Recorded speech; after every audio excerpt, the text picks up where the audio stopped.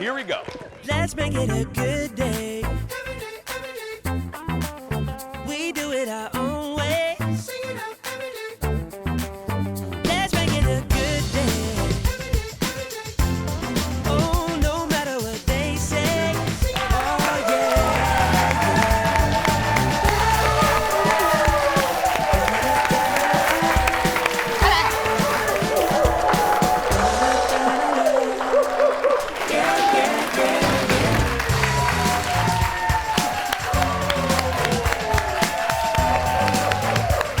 Good morning, St. Paul. Good morning, Seattle. Good morning, Rochester. And good morning to you and this audience. Welcome to the Jason Show. I'm Jace. Have a seat. Welcome to the show. Please say hello to my sidekick sister from another mister and Firestone Tires Employee of the Month, Kendall Mark, everybody. Hello. She's back. Hi. Welcome back, my love. I missed you. I'm like Lazarus. I've just returned from the dead. Hello, That's right. I'm back. Hi, everybody. You were missed. I'm so glad to see you. You look beautiful today. Hey, you look beautiful good this to be morning. here. How you doing? I'm doing well. I'm like Thursday. Oh gosh, the week's almost over already. Okay, here we go. I know. Let's go. You're gonna have the world's shortest work week. I am. It's like It's you great. got this, and then tomorrow it's the weekend again, Kendall. Everybody's happy. Everybody's happy. I know. The audience is in a good mood, and they should be. I've been looking forward to this show, this episode for a while because it's our special Elvis show. I got to see, we have some Elvis fans in the front row right there, and he's not here, but FYI, I mean, he could be. Echo Bodine was here talking to spirits. He could be here. Walking in Memphis. That's right. But no, all kidding aside, I've been looking forward to the show for a while. I had the chance to see the movie a couple weeks ago. Then I got to interview the cast. So I finally will get to review the movie today. And then I have my interviews with Austin Butler, Elvis himself, and the director Baz Luhrmann. And then what I'm really looking forward to, too, is, especially if you didn't see it, 5 years ago, wow, time flies. 5 years ago, I spent an entire day with Priscilla Presley because I was asked to moderate a Q&A that she was doing, a show called Elvis and Me. It was a great honor. I spent the whole day with her, and then I did an interview for our show, and you're going to get to see that today as part of, she was obviously a major part of Elvis's life. She's still a part of the Elvis Presley estate. Graceland, et cetera, and of course, Dallas. But anyway, that too. So that's coming up today. Hey, coming up in the fall, we've been talking about this for a couple weeks now. Jennifer Hudson has a new talk show, and her talk show is going to be on our station here locally. If you're watching us in Seattle or other stations, check your local listings. But J Hud is going to be on our station, and our creative service department. They went out. Where were they? New York? They were in A business summit? Can I tell you something?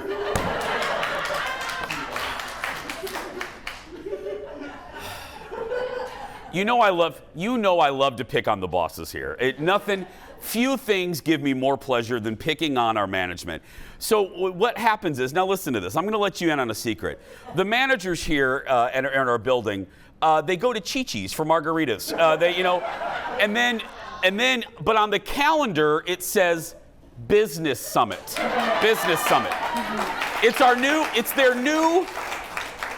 their new damn code word for Chi-Chi's. And so every time a manager's gone, I'm like, hey, where's so-and-so? Ooh, Business Summit. Business Summit. So yesterday I went up, I'm like, hey, where's, his name's Burke.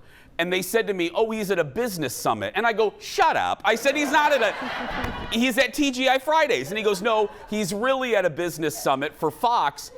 And he met Jennifer Hudson. And Jennifer Hudson gave me a little shout out. Look at this. What's up, Jason? I can't wait to join the Fox Family Show. Nice to see y'all. Come see about me. I will.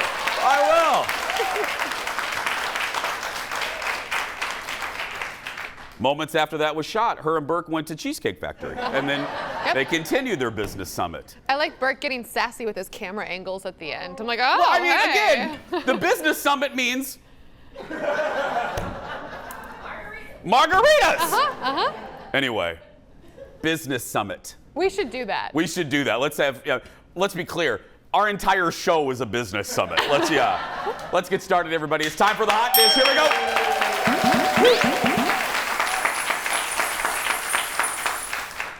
I'm gonna nerd out here for a second. It's the moment every Star Wars fan has been waiting for.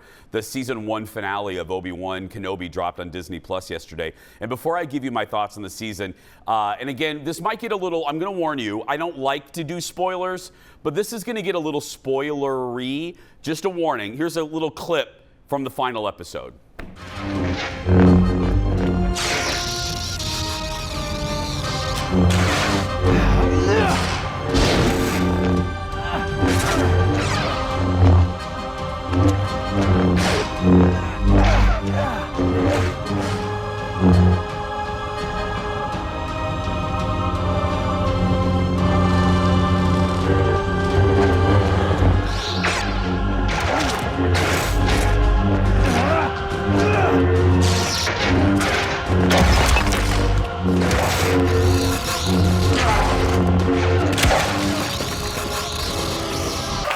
Amazing. So, you know, if you're not all jokes, if you're not a nerd like me, this final episode really packed a kind of an emotional punch for a lot of us, for a lot of Star Wars fans, because even if you don't like Star Wars, you know, that scene right there, that's Obi-Wan Kenobi battling a guy that used to be basically like his little brother, who he trained. And now he's a shell of himself, he's evil, and he basically, Obi-Wan has to confront him and try to basically kill him again. And there's a great scene, again, spoiler alert, I never like to ruin shows for people, especially one like this. So I'm gonna give you a minute, spoiler alert. Okay, there's a moment where Darth's mask gets broken. So I got a little chill right there, and Obi-Wan is looking at the face, the charred face of the guy that was like his little brother. And Obi-Wan starts to tear up, and he's like, I'm sorry for what happened to you. And this show, I know it had its critics, but this episode and this show, I think, added more emotional weight to the tragedy. You know, George Lucas based Star Wars on a variety of different items from classic literature. And, you know, this is just a tragedy and a tale of redemption. And this adds weight to the tragedy of who Darth Vader is. You know, the guy trapped. You know, when we saw Darth for the first time, we just thought he was a one-dimensional, scary villain. This show added weight to it and added the perception, the realization that really Darth is a tragic figure of a guy trapped in that suit, and he's lost everything. And this episode advances a story where Obi-Wan kind of has to realize his friend is gone, and he's just a machine, which is a line from the original Star Wars. I thought it was brilliant. I thought it was brilliantly handled. Yeah, it was so good. It's so good. I don't think you spoiled anything. What? I don't think you spoiled anything. No. I mean, hello, spoiler alert. It's a prequel. Everyone knows what happens. Right. Yeah. Right. Next on the dish, great news for fans of White Lotus on HBO. God, I love that show. Season 2 of the show may have a whole different look, but one thing that's going to stay the same, Jennifer Coolidge. The actress will return for season 2 despite a whole new cast. They're also going to be at a new resort. She played an eccentric socialite and loved her massages. Yes, she did. And was determined to spread her mom's ashes in Hawaii. Well, joining her for season 2 would be Aubrey Plaza and Tom Hollander. No word yet on when we're going to get a season 2, but this is what we wanted. She's going to play the same character. So the company that owned that resort, we're just going to visit a different resort, and that character is going to be visiting that resort as well. And she'll be surrounded by a whole new cast of characters, which I think is brilliant, to have one holdover character to connect everything. I didn't like the show. I know. God, I was really missing you a couple minutes ago. I know you did. It wasn't everybody's peanut butter and jelly. No. I tried. I gave it like 3 whole You episodes, did. and Mama just went, nope. I know. I get you. You represent half, and I represent half, because I knew a lot of people that were like you. Thank you. Yeah. Thank you. Yeah. There are people like me. I mean, you're wrong, but I mean, you represent, yeah. Welcome back. Next to the dish, file this under sequels no one really asked for. Production for My Big Fat Greek Wedding Part 14 is underway in Greece right now. Nia Vardalos, who wrote and starred in the first 2, posted this video on Instagram. They're currently, oh, she looks great. Mm-hmm. Does she have a filter on her? She looks like a glowy filter. Anyway. Those are called ring lights, Jason. Oh, those Everyone really has good one. lights? Okay. They're like $5. Yeah, the original debuted in 2002, and the second one came out 14 years later. Look, I love the original. I thought it was so original. Mm-hmm. We didn't need part 2. I don't know if we need a part 3. They're just too far apart. If they would have done this back in the early 2000s when it was hot. Yes. Yeah, but now I forgot about the movie at all. I mean, whatever. And what's it gonna be? Is it gonna be like My Big Fat Greek Divorce? You know what I mean? No. My big fat Greek kid is getting married now. I don't know. Oh, Jeff is telling me what? It's the kids getting married? Oh, I was don't right. want that. Oh, I was right. I was right. You were right. I was right. No. Thank you. No, I don't want that. No. I don't either. I want Nia. But you know what was cool about her? I don't want to be overly negative. Let me end on the positive. What was cool, one of the elements that was cool with the original was Nia was a nobody in Hollywood and made that movie. You know what I mean? And you gotta celebrate that. And then she became good friends with, it was Rita Wilson that discovered her and made that movie. Oh, yeah. I didn't know that. Rita's a good lady. I love her. And I love you. Stay right there. We'll be back right after this. Back in a moment.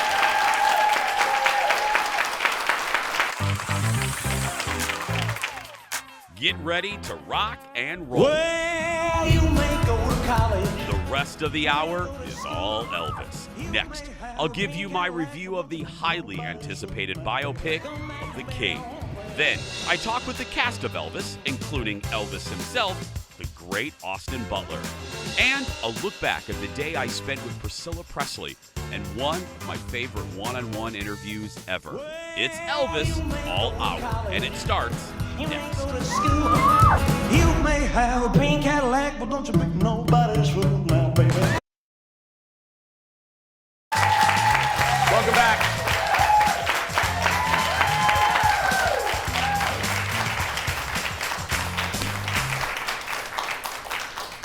Friend of the show. Now let me tell you about this too. We make a joke that even if a star looks at our building, we call him a friend of the show. Yeah. Best friend. Now this guy was actually in the building, but friend of the show, Patrick Schwarzenegger was on with Jimmy Kimmel last night. Well, actually, Sean Hayes was the guest host, and Patrick talked about his dad and technology, and that's today's Late Night Rewind.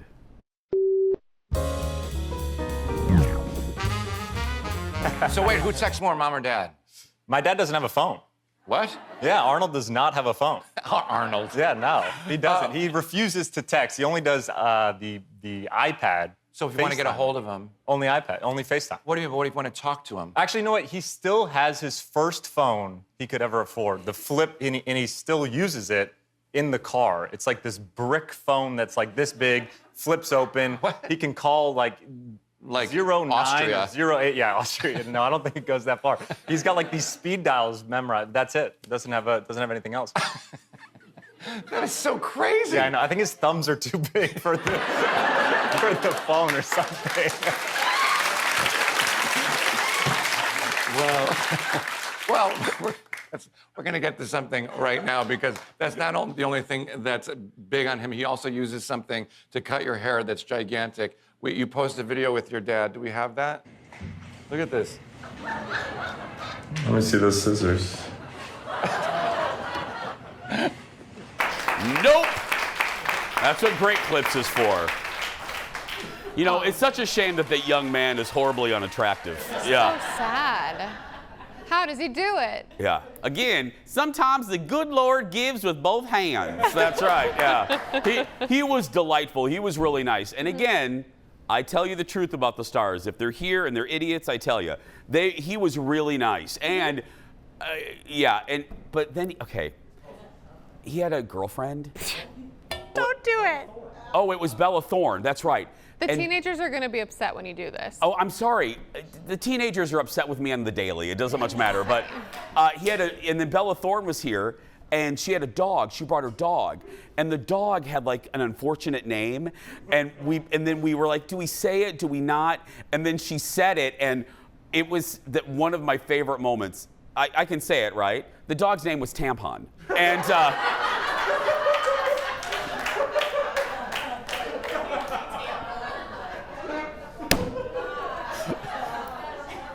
She had a cat named Stay Free. Yeah. Always the turtle. Let's move on. More late night for you. Maya Rudolph was on with Fallon. She's in the new Apple TV show I told you about a couple days ago called Loot. They talked about the show, and then, well, you'll see. Look. They just said to me, like, how would you like to play this this woman who's married to like the most powerful man in the world, and they get divorced, they don't have a prenup, so she's left with $87 billion. Billion dollars. Great, yeah. Billion, yeah. With a B. B. So $87 billion, and then she has to decide, like, hey, is this my life? Like, what do I like this material of life? Here's a clip. There's Maya Rudolph and Loot. Take a look. Okay, great. Well, we'll start with the Howler Monkey original hot sauce. Hey, this is so exciting. Tasty. This is good. So the Wells Foundation, tell me about some of the things that your organization is focused on specifically. Of course. One of the things that we're very passionate about is... Oh. Wow, that one's got a little heat to it, doesn't it? My goodness. I'm just gonna have a little... Yeah, are you okay? I'm good. I'm so sorry. It's so hot. It's so good. It's a good episode. I said it when I reviewed it. It's an enjoyable show. If you need a light one this summer or something, you watch something serious. Like Patrick Schwarzenegger, well, the reason he's on, he's promoting The Staircase on HBO. So if you need, that's real heavy, girl. If you need something light after that, Loot's a good one. A little aperitif. A little, yeah. It's a little sherbet to clear your palate, yeah. But I can't do sherbet. I can't eat it anymore. I'm sorry. What? What? You've heard this story. It's the one I haven't heard. My mom only grounded me twice in my life, and one time because I had a party when they went out, and then she grounded me from watching the season finale of Dallas, and I couldn't watch. And she wouldn't let me record it. And then the other time was when I was very small, my parents bought a brand new house, and our garage door was white. And the little neighbor girl, and I'll change her name, Tanya Kreiner, taught me how to say and spell the S word, another word for poop. And then, so I went in the garage, and she's like, let's have fun with paint. And I spray painted the S word on our garage door. So Dar grounded me to my room and wouldn't let me eat. So I snuck out when they were in the garage, and I got one of those family gallons of rainbow sherbet. Oh, so good. And I ate the entire family gallon. And I got sick, and to this day, even the smell of sherbet makes me sick. Yeah. How? Yeah. Oh, Moving on. Next in the dish. It took years for Justin Timberlake to apologize for the wardrobe malfunction at the Super Bowl, but when it comes to his dance moves, he apologizes real quickly because he was called out for giving out dad vibes. Here's his fake apology. DC, I want to apologize to you for 2 reasons. Here and here. I had a long talk with both of them individually and said, don't you ever do that to me again. Maybe it was the khakis. It was a real khaki vibe. I'm going to make this up to you. I'm going to focus on these 2 guys right here and get them right. Love y'all. Now that's the way you handle it. So this is following an event in DC where he tried to dance on stage right there, and his moves were compared to a vice principal trying to act cool. And then people didn't like his pants either. I thought he was fine. I loved after that video all these different TikTok, where they'll have somebody doing it and then you reenact it. Anyway, there's a ton of videos out there, people reenacting his really bad dad. It's great. And he just plays them, and he's like, yeah, you pretty much nailed that. He handled it great. It's time to meet today's JVIP, and we have two. First, Natasha. Hi, Natasha. She says she adores the show. She looks forward to watching it before going to work. She loves how honest I can be and the way I bring laughter into her morning. She even got her boyfriend to watch, so she records the episodes for him. I always love that. You know, my boyfriend, he doesn't really like you, but I like you. Next is Emma Fox. Hi, Emma. She says she loves the show, especially the hot dish. Emma watches it live or on YouTube while working from home. Get this. Emma says she'll even schedule meetings around the show whenever possible. Atta girl. She goes on to say, at this point, if I say, Jason said this, my husband knows I'm talking about you and not the other Jasons we know. Yes, I love that. Natasha and Emma both get a Jason Show mug. They're also entered to win the monthly grand prize, including coming to the show, to the studio rather, to watch the show. They get a $150 accessories gift card to Becker Furniture World and a $200 gift card from our friends at Woodhouse Spa. And programming note, tomorrow we're going to meet our next grand prize winner. They'll be our guest in the studio. Next in the dish, it's the moment I've really been waiting for a couple weeks. I can finally reveal my review and how I really feel about Elvis, the movie. But before I do, here's a little bit of the trailer. From Baz Luhrmann, the director who reimagined Shakespeare, reinvented the musical, and redefined a classic, comes a bold new vision of an American icon. But this ain't no nostalgia show. We're gonna do something different. Comic book heroes all find their superpowers. Elvis found music. Bring that bass up, Jerry. I wish to promote you, Mr. Presley. I believe I can be great.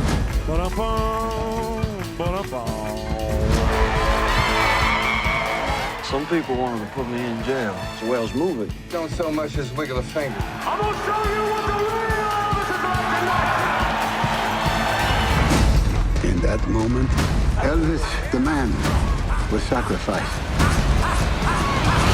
And Elvis, the God, was born.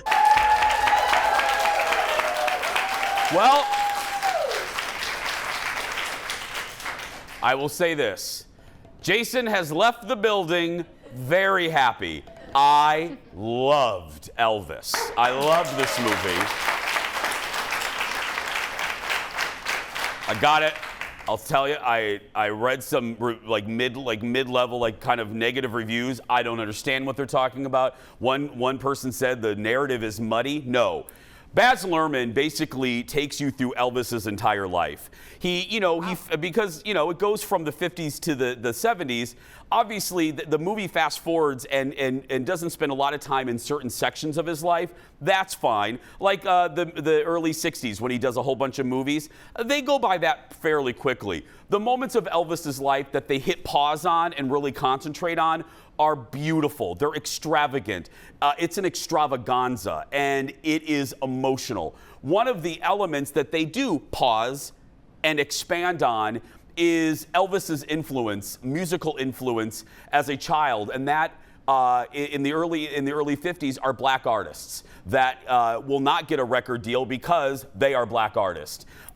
You are introduced to Sister Loretta Tharpe, who is really the creator of rock and roll but never gets credit for, and you see her influence and Elvis's transformation when he goes to a revival behind where he and his mother are forced to live, and how that music transformed him, and it pays proper credit, and I love that. Moving on, you get to see Colonel Tom Parker, played by Tom Hanks. Again, critics have been a little on the fence. I wasn't bothered by Tom's performance. It is Tom Hanks, so you always have a problem looking beyond Tom Hanks. And he's also the narrator. He takes you through Elvis's journey, which as an audience member, you're conflicted because he's a maniacal genius. You don't know quite how to feel about him. Yes, he created Elvis, but wow, he took advantage of him. Even Priscilla Presley is conflicted about Colonel Tom Parker. Finally, Austin Butler. This is such a cliche. Yeah, audience. This is such a cliche, but one reviewer, I think they had it on the font there. This is true. A star-making performance. This young man spent 2.5 years researching Elvis, and it shows on the screen. There's a moment where it goes from Elvis as Austin as Elvis to real Elvis footage, and I couldn't tell the damn difference toward the end. It's astounding. I say this about four performances a year, and here I go with maybe my second one. If he isn't nominated for an Oscar, they should shut down the Academy and turn it into a Popeye's chicken. I mean it. We're going to take a break for the rest of the hour. It's all Elvis, my interviews with the cast, and my day with Priscilla Presley. Don't go anywhere. We'll be right back with the King after this.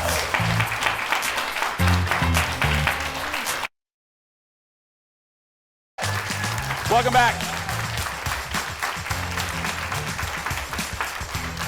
Well, our Elvis show continues. I've been excited about this episode for a while. And before we chat with the man who played Elvis, I just mentioned Austin Butler a few minutes ago. Here's a little bit more of Austin becoming Elvis. Look.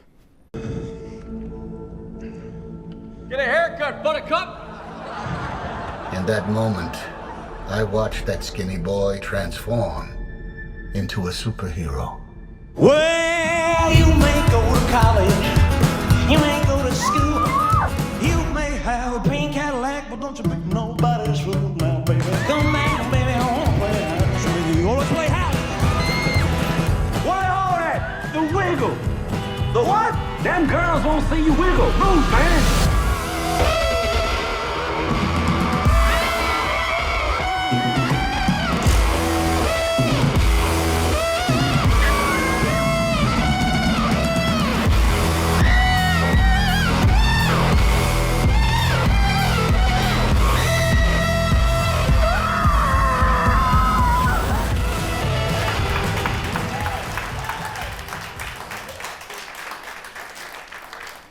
It's sad this audience doesn't do that. Mel will later, yeah. That's Austin Butler, and critics have been saying for weeks he really owned the Elvis role. Recently, I chatted with Austin about what it was like to take on such a legend. Take a look. Hey, Jason, hi, Austin. How are you? I'm good, buddy. How are you? Good to see you. Very well. I'm here in Memphis. It just feels so magical getting to be here. I was going to say, you know, I was talking to one of your castmates, and I said I had the unique opportunity to spend a day with Priscilla because I was moderating a Q&A with her in her national tour. And I was saying that I kept describing her as, and it's such a simplistic word, but lovely. And I just, and how would you describe her yourself? Lovely is a great word. Isn't that a good word? Yeah. Yeah, it's a really good word. She's so gentle and lovely and kind. And I also use the word ethereal. You know, she has that very angelic quality that I was with her last night, and I'm always mesmerized. You know, when I look in her eyes, I almost can't look away, you know. Yeah, she's awesome. What part of Elvis was the hardest nut for you to crack as far as forming him? Because it's pretty well known that you did years of research, but what was the hardest era of Elvis for you to wrap your brain around? It was, I think, I mean, I can't think of it in terms of an era necessarily. It was how it all fits together, and how you know, it's tricky in the beginning to strip away all those misconceptions and the icon or the caricature of Elvis. Because we've all sort of seen people do Elvis impressions or whatever that thing is. And so for me, it was really becoming intensely fascinated with who is he when nobody's looking? And how does that evolve over the years? How does he spiritually evolve over those years? How does his hopes and dreams, how do they evolve? And feeling that in a subjective manner. That was really the fascinating thing, because everything moves out of that. It's his spirit making him move the way that he does on stage, or whatever those things are. I have just a few seconds. First day on the set, you talked about spiritual. Your first appearance as Elvis was spiritual as an audience goer. What was that like for you? It was very spiritual. It was the very first performance I did was 68 Special. And it's one of the most iconic moments in rock and roll history. And suddenly, after a year and a half of preparation, here's the moment of truth. I got to get out there and do this in front of cameras. And I felt so much responsibility and weight, and what comes with that is fear. And I felt like everything was on the line. The film, my career, my life. And I was in the dressing room beforehand with the knowledge that everything was on the line for Elvis.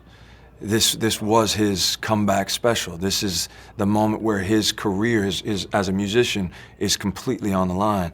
And so I could take all of that and go out there, and by the time that I got out on stage and I felt the music, and I felt the genuine emotion from the crowd, and saw one girl blush and another girl smile and a guy rocking out, all of that, and then looking down and seeing the leather on my arms and the rings on my fingers and the guitar and the stage and everything being identical to what he was seeing, it felt like I was looking out of his eyes.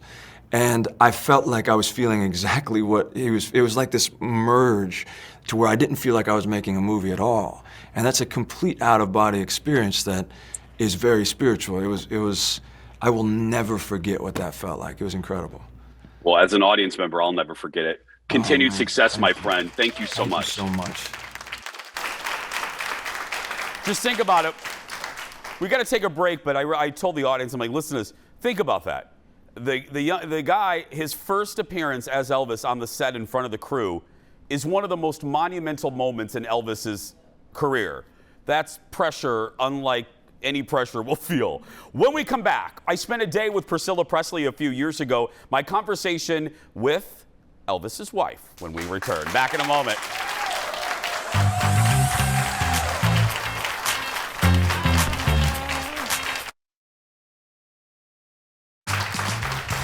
Welcome back.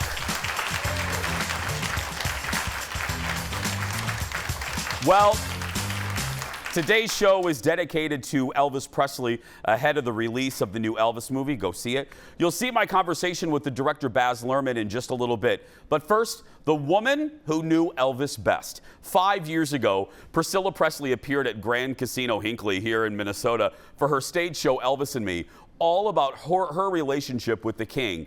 I was lucky enough to be asked to moderate that event with Priscilla.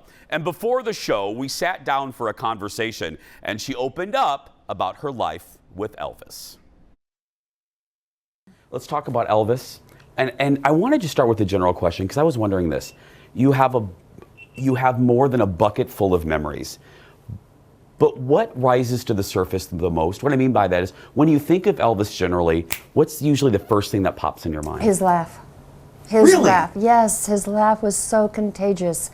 You could hear him laughing and you could not stop. You had no idea what he was laughing about, but you'd start laughing so hard because he was laughing. It was contagious. Was it a belly laugh? It was a hearty laugh, a really hearty laugh, and his whole face just lit up. I mean, even on stage in Vegas, when he'd start laughing, he'd get in a laughing kick and couldn't stop. And of course, all the guys in the band would start laughing, the audience would start laughing, but they didn't even know what they were laughing at because it was a really private thing between the band members. I love that you guys remained, you loved each other. I mean, I was going to say civil, but you guys really loved each other even after the divorce. Yeah, we had a lot of affinity for each other. We really did. We kept our friendship, but we never lost it. Of course, you know, we had our daughter, and I wanted her to have a relationship with her dad. Of course, he couldn't see her all the time because he was traveling and touring. You used to get mad at Elvis because he would buy her everything. He would buy her a fur coat when she was like 4 years old and 5 years old, and you know, I just didn't want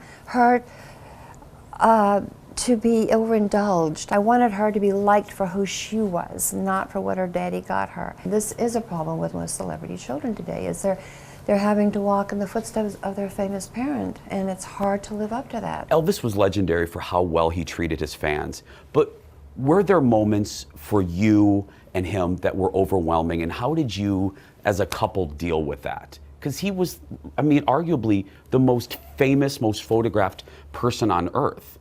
How did you remain a sense of normality in that kind of storm? To me, I met him at 14. I didn't see him as that because he was very gracious, very normal. He was over in the Army, so when I saw him, it was him hanging out with the guys, singing and having dinner with him, and it was quite, I got to see a side of him that was just very normal. That's who I fell in love with. So when I came back to the States to stay, and when we went out, there'd be cars following us, there'd be fans laying out by the front gates or in their cars, and I didn't get it. I'm just going, wait a minute, you know, he's with someone. Yeah, he's with me. He's with me, right. And it didn't seem to matter, though. It's really important to you to make sure that Elvis's legacy, that it still continues, especially for new fans. He gave us so much. I knew what he wanted in so many ways, so I'm trying to fulfill after life, you know, what he wanted during his life. I love that. Love that woman. Spent the full day with her. I was telling the audience here she was lovely. One quick little anecdote that we couldn't put in the package. Number one, the first time Priscilla saw Elvis perform live, the comeback special. Can you believe that? She had never seen. Anyway, number two, how she found out about Lisa Marie marrying Michael Jackson. She told us the story, and Jeff, Eric, and I, we were laughing so hard. She found out about it through the news because there were helicopters above her house. And she called Lisa Marie because the ticker at the bottom said, Lisa Marie Presley marries Michael Jackson. And she said she called Lisa Marie and was rolled into voicemail. It's great. It's great. When we come back, my conversation with the director, Baz Luhrmann. Next. Stay with us.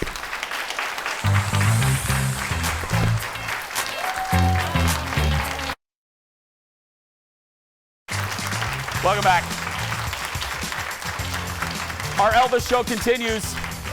So the movie is getting high praise for not only Austin Butler, but also for how director Baz Luhrmann told such an incredible story in 2.5 hours. Rumor is there is a 4-hour version out there. I chatted with Baz about what it was like to be in charge of such a huge project. Here's my conversation. Hi, Baz. Hey, Jason. How are you, man? I'm great. You know, Baz, I know you appreciate homework, and I tried to do mine before this conversation, and I was really fascinated by that airplane ride when you knew Priscilla was watching the film, and you were waiting. What, as a creative, as someone that was birthing something, so birthing's a horrible word, but there's someone that was really putting out in the world something so important to you and her. What were those moments like before you knew how she felt? I mean, like, Jason, I don't really make up in the middle of the night when I'm making a movie and go like, what am I gonna do? You know, I'm too exhausted. But I woke up many times in the middle of the night going, I really don't want to, I have to show some not very beautiful things about Elvis. But I hope they'll understand that I'm just revealing the truth and that I'm giving him a fair telling, you know, from birth, really from birth to death. It's covered in the whole movie. And no screening has made me more nervous than when Priscilla saw the movie. And you know, you probably heard, I texted and there was this plane was late and the security guard, a female security was crying because she said, oh, like, it's her emotions in there, you know? And it just, I got to tell you, I felt for you. I was thinking about that moment for you having, was there ever a moment, Baz, in the pressure that you felt like, what am I doing? This is maybe too big of a nut to crack. I mean, no, but I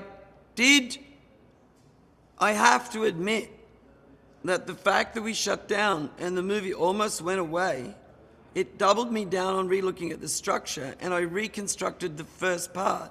And I was talking to Tom by phone, who was then recovering from COVID, and the more we talked about it, we were going to put the movie off. I knew the film was going to fall apart.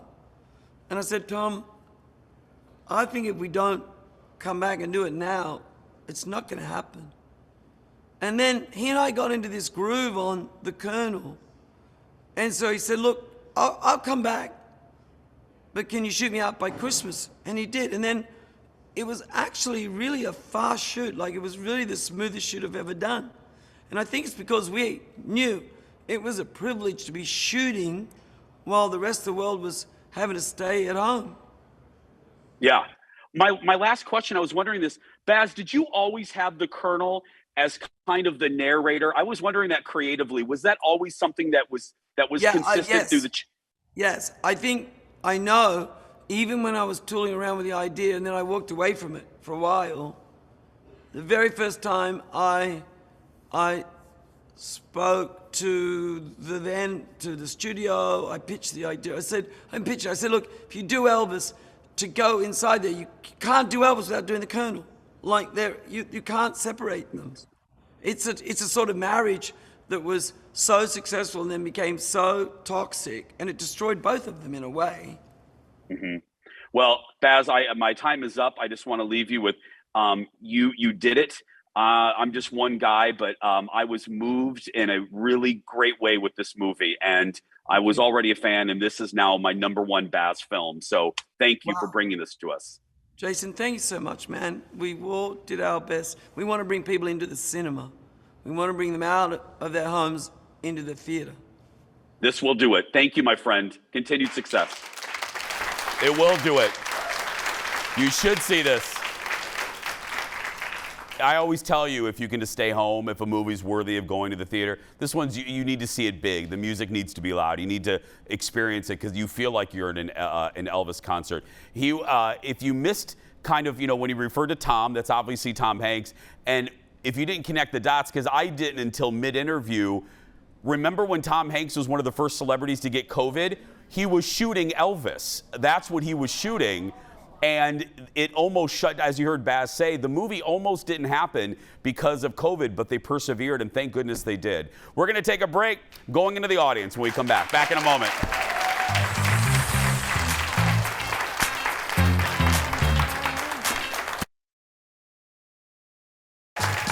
Welcome back. It is time for the world's shortest segment. There's a new top dog this morning. Trumpet became the first bloodhound to win Best in Show at the Westminster Dog Show. My mom is loving this moment right here. He beat out more than 3,000 other dogs to take home the top title. Trumpet's handler says the dog is a big goofball with tons of attitude, and he's also a little crazy. Sounds like a winning combination. The surprise goodbye when we return. Back in a moment.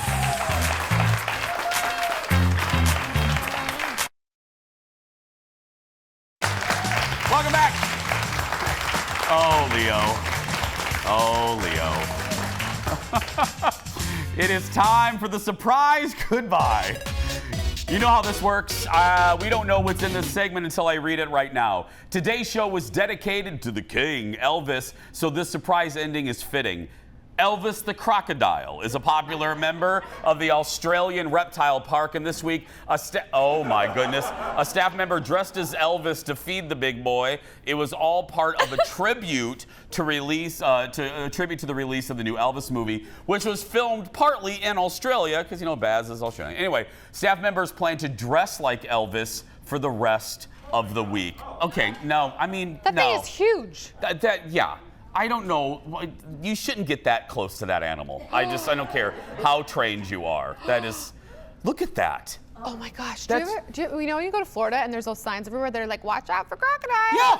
That's because that could come out of the water. Well, yes. Look at that. I can't walk in Florida ever again. Look at him. I know. By the way, I'm wearing that tomorrow. I'm going to wear that for Friday. I'll wear that for Pride. That'll be real good for Pride. With the big flag in the back. Yeah. That'll make me real not obvious. Anyway, how good is this audience today? Yeah, I was gonna say.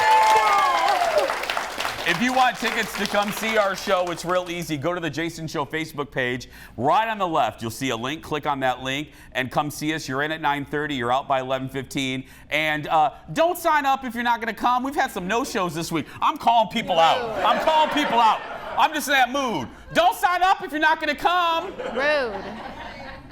I'm all fired up this morning. Anyway, tomorrow, a guy who has had his hand in several big-time Hollywood projects like Curb Your Enthusiasm and Veep Roger Nygaard will join us to talk about his incredible career. But right now, that's going to do it for us. If you're watching and you're a kid that's being bullied, you go out there and be yourself, because nobody can tell you you're doing it wrong. Have a great day, everybody. Thanks for watching.